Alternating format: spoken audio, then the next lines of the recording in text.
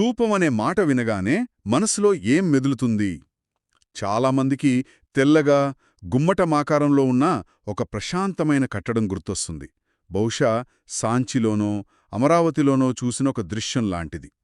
కానీ ఈరోజు మనం పరిశీలిస్తున్న ఆధారాలను కొంచెం లోతుగా చూస్తే, ఆ కనిపించే ఆకారం వెనుక ఒక అద్భుతమైన వర్గీకరణ, ఒక తాత్వికత, ఒక మ్, ఒక ఉద్దేశం ఉన్నాయని అర్థమవుతుంది. ఈరోజు మనం బౌద్ధ స్తూపాల గురించి, వాటి వెనుకున్న నమ్మకాల గురించి కొంచెం లోతుగా చర్చిద్దాం. ఈ నిర్మాణాల వెనుకున్న పవిత్రతను, చారిత్రక ప్రాముఖ్యతను ఎలా అర్థం చేసుకోవాలో చూద్దాం.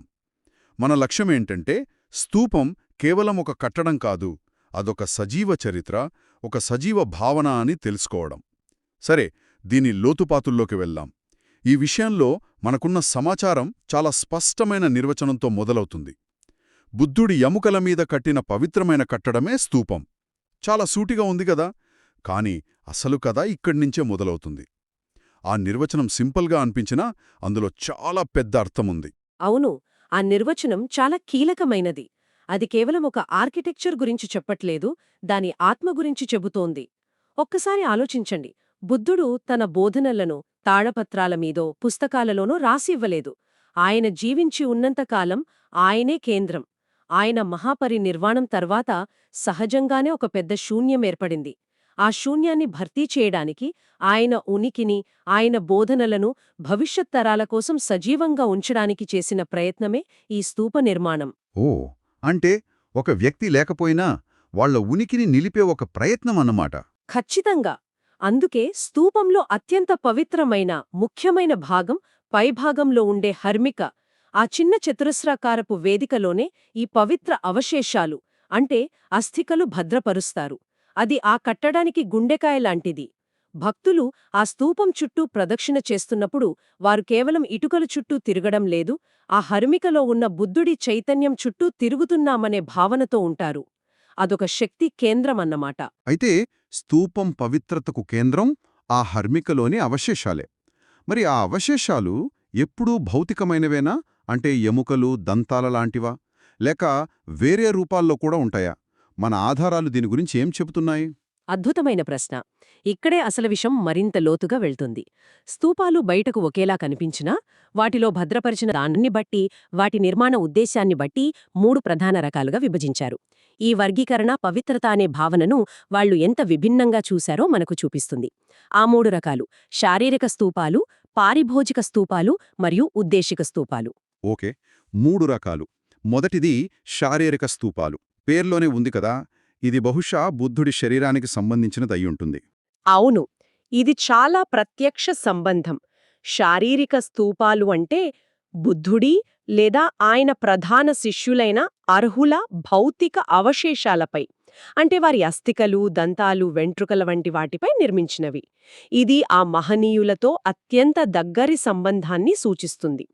భక్తులకు అది కేవలం ఒక కట్టడం కాదు, సాక్షాత్తూ బుద్ధుడే అక్కడ కొలువై ఉన్నాడనే భావనను కలిగిస్తుంది. నిజానికి ప్రపంచవ్యాప్తంగా చాలా మతాల్లో ఇలాంటి రెలిక్స్ అంటే పవిత్ర అవశేషాలను పూజించడం చూస్తాం. ఇది అలాంటిదే. ఇది అర్థం చేసుకోవడం సులభమే. కాని రెండోది, పారిభోజిక స్తూపాలు. ఇది నాకు చాలా ఆసక్తికరంగా అనిపించింది. ఎందుకంటే ఇవి బుద్ధుడు ఉపయోగించిన వస్తువులపై నిర్మించబడ్డాయట. అంటే ఆయన భిక్షాపాత్ర, ఆయన ధరించిన వస్త్రం, చీవరం లాంటివి. ఇక్కడే నాకొక చిన్న సందేహం. బుద్ధుడి బోధనల సారం అశాశ్వతత్వం, అనాసక్తి, అంటే నాన్ అటాచ్మెంట్ కదా. మరి అలాంటిది ఆయన వాడిన వస్తువులను శాశ్వతంగా భద్రపరిచి వాటిమీద స్తూపాలు కట్టడం ఆ బోధనలకు విరుద్ధంగా అనిపించదా? ఈ వైరుధ్యాన్ని ఎలా అర్థం చేసుకోవాలి? ఇది చాలా లోతైన ప్రశ్న. పైపైన చూస్తే ఇది ఒక వైరుధ్యంలాగే కనిపిస్తుంది. నిజమే. కానీ బౌద్ధ తత్వశాస్త్రం ప్రకారం ఆ వస్తువులను కేవలం భౌతిక వస్తువులుగా చూడరు. ఒక మహనీయుడు ఉపయోగించినప్పుడు ఆ వస్తువు వారి చైతన్యాన్ని, వారి శక్తిని తనలో ఇముడ్చుకుంటుందని నమ్ముతారు. ఉదాహరణకి, బుద్ధుడి భిక్షాపాత్ర కేవలం ఒక గిన్నెగాదు. అది ఆయన నిరాడంబరతకు, ఆయన జీవన విధానానికి ప్రతీక. ఆయన చీవరం కేవలం ఒక వస్త్రం కాదు, అది త్యాగానికి, సరళతకు చిహ్నం. ఓ, అంటే ఆ వస్తువులు ఆయన బోధనలకు ప్రతిరూపాలుగా మారాయన్నమాట. సరిగ్గా అదే. ఆ వస్తువులను పూజించడమంటే వాటి వెనుక ఉన్న ఆదర్శాలను, విలువలను గౌరవించడం. అది వ్యక్తిని మాత్రమే కాదు, వారి జీవన విధానాన్ని కూడా గౌరవించడం. ఆ వస్తువు ఆయనను గుర్తుచేసే ఒక మాధ్యమం, ఒక మీడియం అవుతుంది. కాబట్టి ఇది వస్తువ్యామోహం కాదు, ఆ వస్తువు ద్వారా వ్యక్తమయ్యే ఆదర్శాలకి ఇచ్చే గౌరవం. ఓకే, ఇప్పుడు స్పష్టంగా ఉంది. ఇక మూడో రకం ఉద్దేశిక స్తూపాలు. దీని గురించి చదువుతున్నప్పుడు నన్ను ఆకట్టుకున్న అంశమేంటంటే, వీటిలో ఎటువంటి వస్తువులను ఉంచరట. అంటే ఇవి ఖాళీగా ఉంటాయా?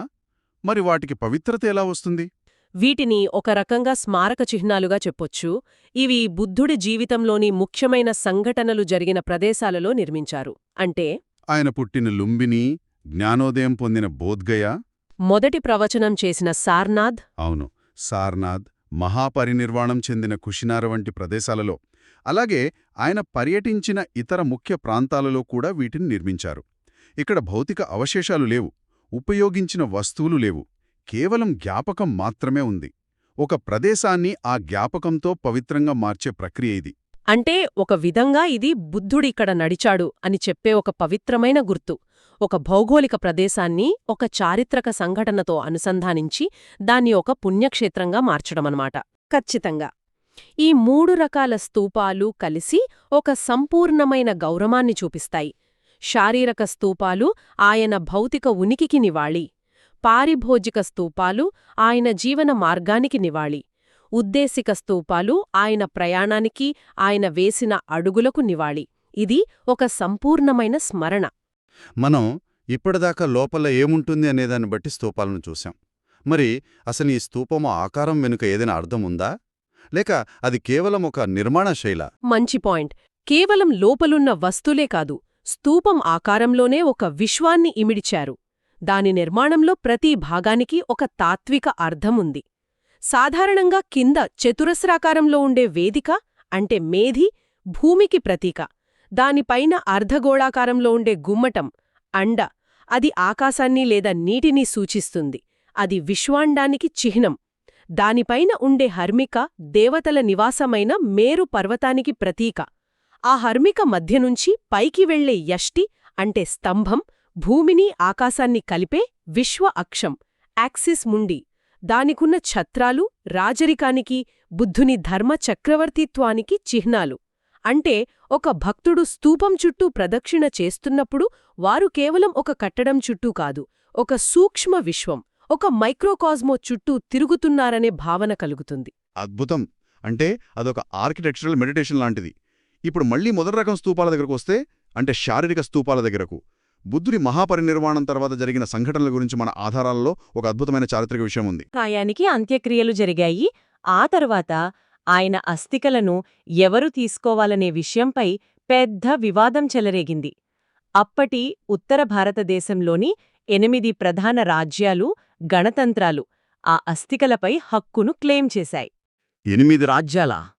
అంటే ఆ అస్థికల కోసం దాదాపు యుద్ధం జరిగే పరిస్థితి వచ్చిందనమాట. నిజానికి కొన్ని గ్రంథాల ప్రకారం పరిస్థితి దాదాపు యుద్ధం వరకు వెళ్ళింది.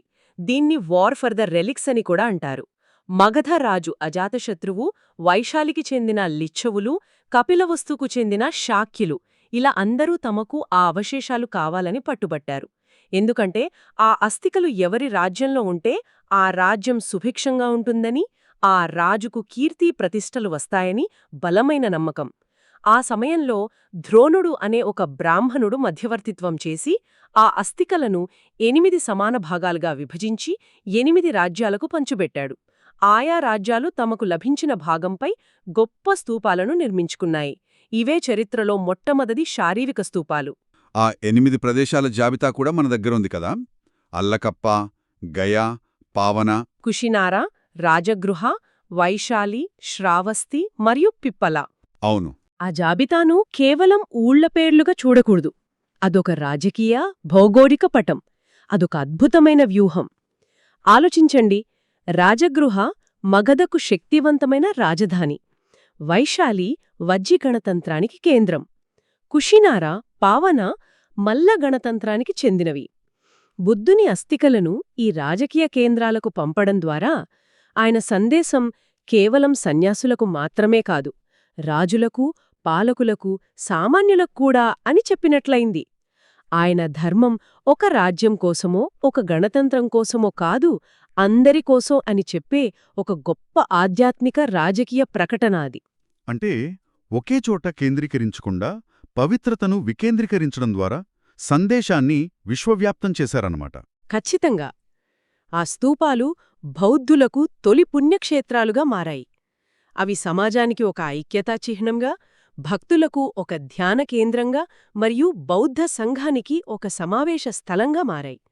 ఆ తర్వాత కొన్ని శతాబ్దాలకు మౌర్య చక్రవర్తి అశోకుడు ఈ తొలి 8 స్తూపాలలో 7ని తెరిచి, వాటిలోని అస్థికలను వేలాది భాగాలుగా విభజించి తన సామ్రాజ్యమంతటా 84,000 కొత్త స్తూపాలను నిర్మించాడని చరిత్ర చెబుతుంది.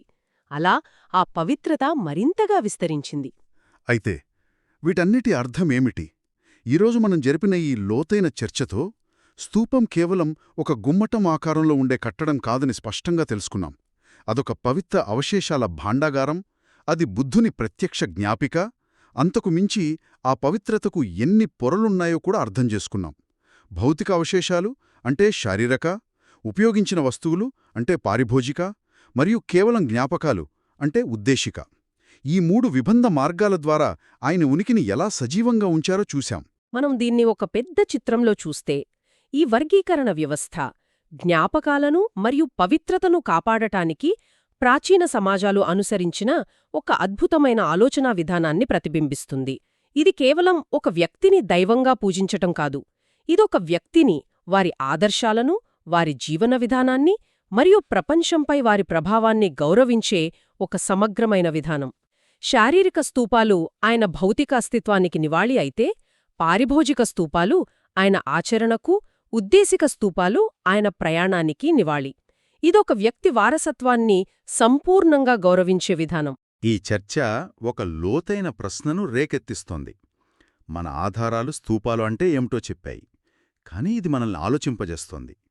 జ్ఞాపకాలను, ఆదర్శాలను సజీవంగా ఉంచటానికి నేటి ఆధునిక సమాజాలు కూడా భౌతిక వస్తువులను, నిర్దిష్ట ప్రదేశాలను ఎలా ఉపయోగిస్తున్నాయి? దేశం కోసం ప్రాణాలర్పించిన సైనికుల స్మారక చిహ్నం దగ్గర మనం నివాళులర్పించినప్పుడు, లేదా మన తాతలనాటి ఒక పాత వస్తువును జాగ్రత్తగా దాచుకున్నప్పుడు, ఒక వస్తువులోనో ఒక ప్రదేశంలోనో గతాన్ని, విలువలను భద్రపరచాలనే మన తపన వెనుక ఉన్న మానవ స్వభావం. 2,500 ఏళ్ల క్రితం మొదటి స్తూపాలను నిర్మించడానికి దారితీసిన స్వభావం ఒక్కటేనా? ఆలోచించండి.